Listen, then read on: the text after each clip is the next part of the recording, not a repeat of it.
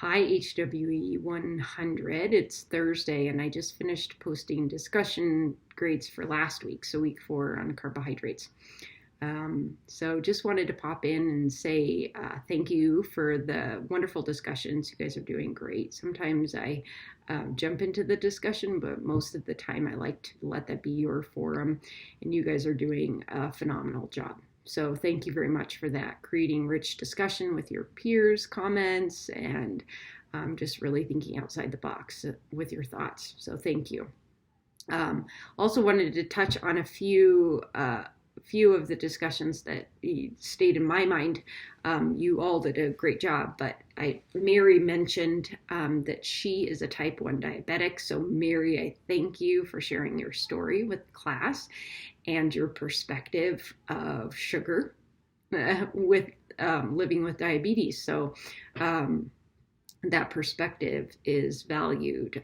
I don't think sugar is evil, but it's interesting to hear it from the perspective of someone where sugar directly impacts your health and nutrition. So my husband is also a type 1 diabetic.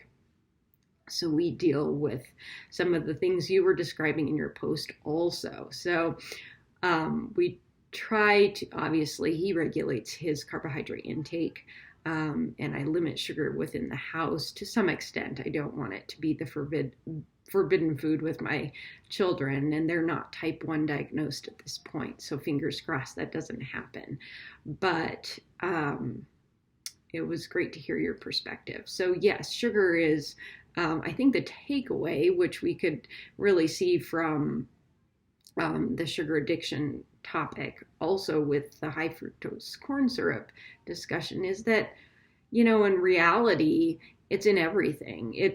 Sugar is in everything. And that's where really we need to limit our consumption of packaged processed foods, because that's where it's found. So if you're eating whole foods, if you're eating fresh fruits and vegetables, or frozen fruits and vegetables, and whole grains and nuts and lean sources of protein, you're not getting a whole lot of refined sugar in your diet, which is great. And then you can easily monitor it, as in Mary's case, and track that.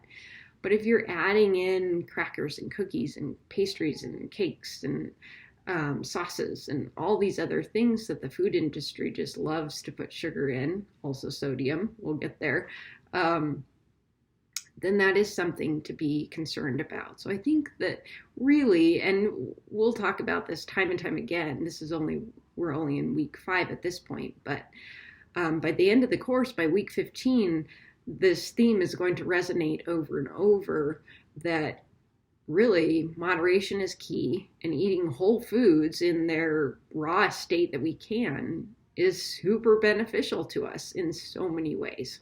So this goes for sugar too. Thank you for talking about gluten intolerance and allergies, the difference there.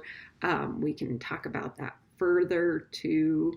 But yes, that was an excellent discussion by those of you that chose that also. So there is a difference between a gluten sensitivity, non-celiac gluten sensitivity, we have gluten allergies, and then we have celiac disease. So different states there, and they all have different risk factors and consequences with that. So I appreciate the discussion there too. So I hope you have a great week. Rest of the week, we are delving into fats this week 5. So thanks again. Take care. Stay warm. And I think that's all for now.